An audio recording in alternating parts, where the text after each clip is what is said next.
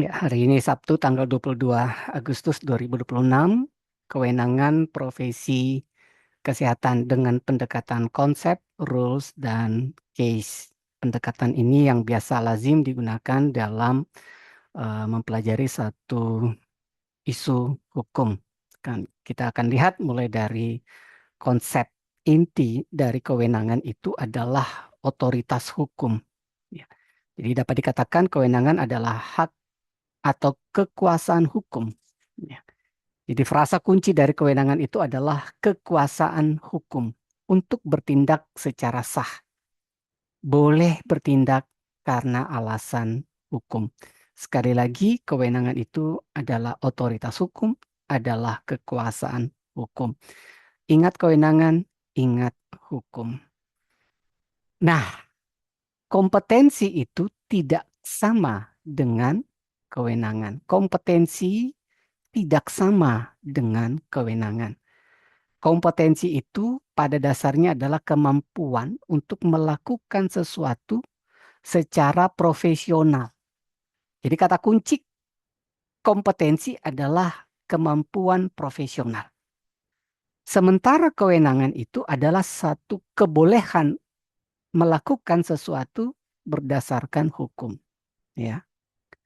Kompetensi bicara kemampuan, kewenangan bicara kebolehan.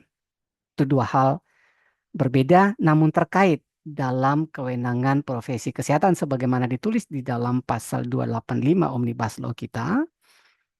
Tenaga medis dan tenaga kesehatan dalam menjalankan praktek harus dilakukan sesuai dengan kewenangan yang didasarkan pada kompetensi yang dimilikinya.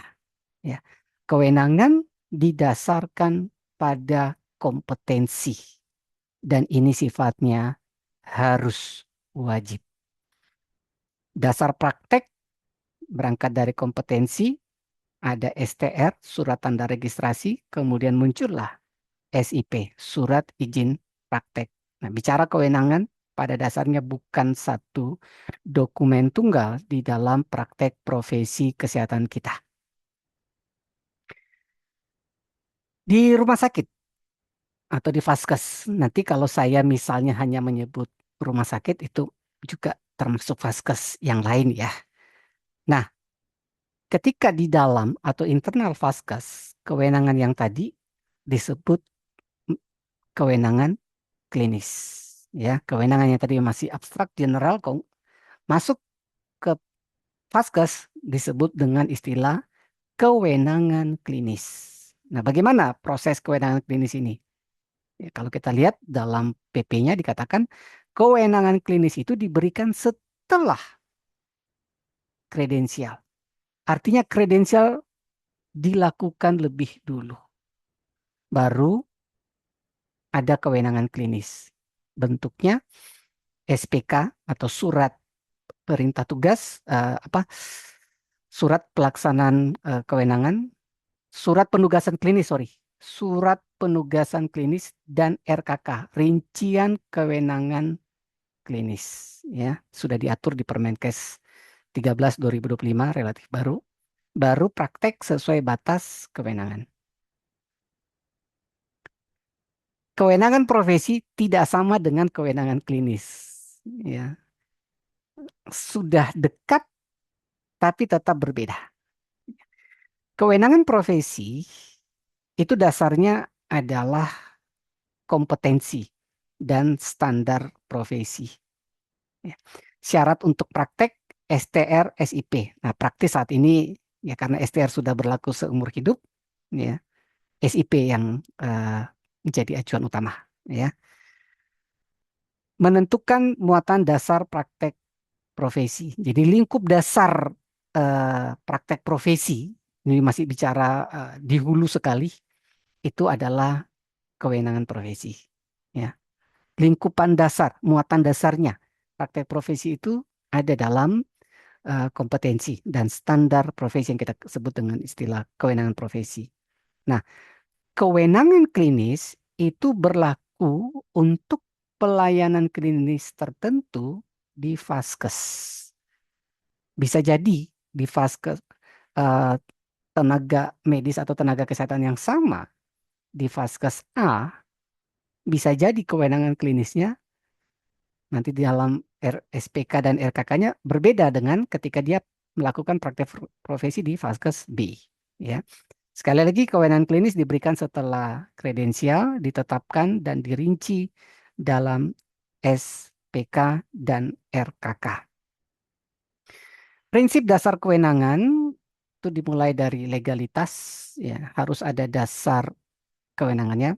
Di slide pertama saya katakan, ketika kita bicara kewenangan, ingat hukum. Nah, ini aspek legalitas fundamental dari kewenangan. Harus ada dasar hukum dari kewenangan.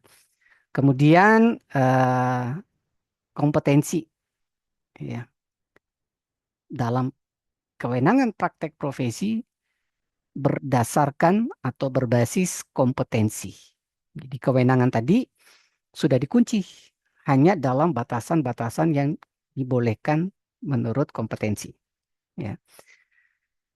Kemudian tetap tidak bisa bebas, ya, termasuk nanti kalau kita bicara pelimpahan itu tidak eh, menggantikan batasan-batasan yang sudah ditetapkan dalam standar-standar.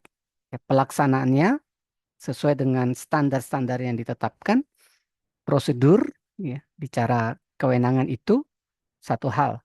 Bicara pelaksanaannya berdasarkan standar dan prosedur itu hal yang lain. Ya. Dan yang paling penting ketika di-challenge secara hukum, ya, harus dapat dipertanggungjawabkan. Karena pada dasarnya prinsip hukum tiada kewenangan tanpa pertanggungjawaban. Take home concept yang bisa kita ambil dari poin ini. Pertama, kemampuan itu tidak identik atau tidak sama dengan berwenang. Ya. Kompetensi itu terkait kemampuan, sementara kewenangan terkait kebolehan hukum. Ya. STR atau SIP tidak berarti identik dengan seluruh kewenangan klinis. Ya. Pelayanan klinis tertentu tetap memerlukan proses kredensialing yang di ujungnya ada produk SPK dan RKK yang ditetapkan oleh pimpinan Vaskes. Nah, kewenangan itu pada dasarnya ada batasannya. Ya, bukan berarti kewenangan itu tidak ada batasannya. Itu karakter dasar kewenangan dan tanggung jawab. Setiap tindakan harus berada dalam ruang kewenangan yang sah.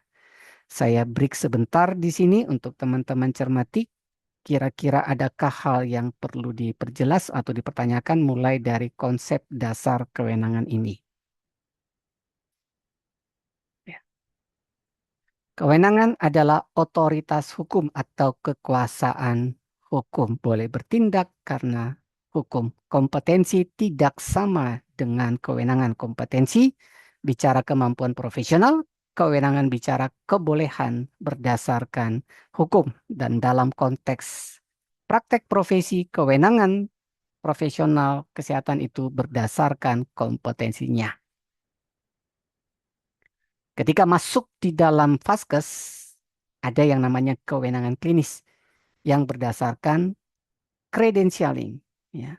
Produk kewenangan klinis itu konkretnya dalam bentuk dokumen SPK dan RKK, baru silakan melakukan praktek sesuai dengan batas kewenangan. Kewenangan profesi walaupun terkait tetap berbeda dengan kewenangan klinis. Ya. Oke, saya kira demikian dulu. Saya silakan eh, bila ada yang mau diperjelas dari sini sebelum kita masuk ke dalam rules dari kewenangan ini.